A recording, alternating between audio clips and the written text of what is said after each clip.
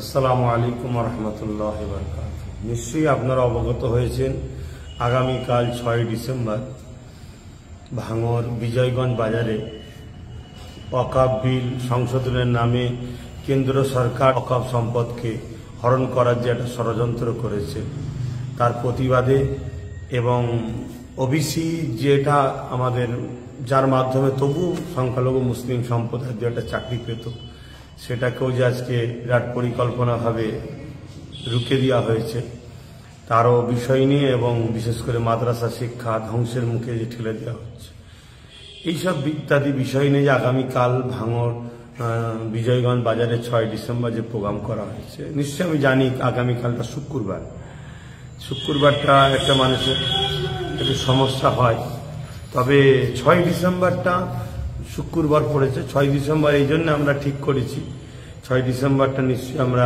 সবাই অবগত আছি, আমাদের জন্য বা দেশের জন্য সংবিধানের জন্য একটা কালা দিন।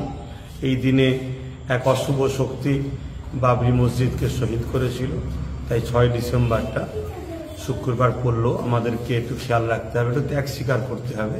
আমার প্রত্যেকটা ভালোবাসার মানুষ, বিশেষ করে যারা ন্যায় সত্যের পক্ষে ন্যায় ইনসাফ করার মানুষ যারা, তারা একটু ত্যাগ স্বীকার করবেন, দুটোর মধ্যেই আসবেন। কেন শীতের বেলা প্রোগ্রাম ৪টে পর্যন্ত ওর বেশি করা সম্ভব হয়ে উঠবে না, তাই দুটোর মধ্যেই চলে আসবেন, একটু আশা রাখবো। একটা দিন কষ্ট করবেন, যারা আসতে ইচ্ছুক একটু সকাল সকাল মানে দুটোর মধ্যেই আসবেন, এটা আশা রাখবো। সকলে সুস্থভাবে আসবেন, আইন শৃঙ্খলা বজায় রেখে আসবেন, আইন শৃঙ্খলা বজায় রেখে ঘরে ফিরবেন, এটুকুই কামনা রাখবো আল্লাহর কাছে।